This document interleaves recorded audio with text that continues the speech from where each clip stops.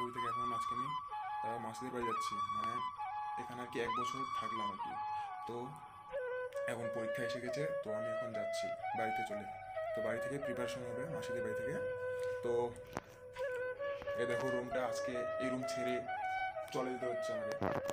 এ দেখো, এই যে পুরো মানে জিনিসপত্র গিটার নিলাম, আর এদিকে হচ্ছে এই যে বেগ, এখানে জামা কাপড় আছে, সব কিছু আছে। ভাই এসেছে আমাকে নিয়ে যেতে। দেখো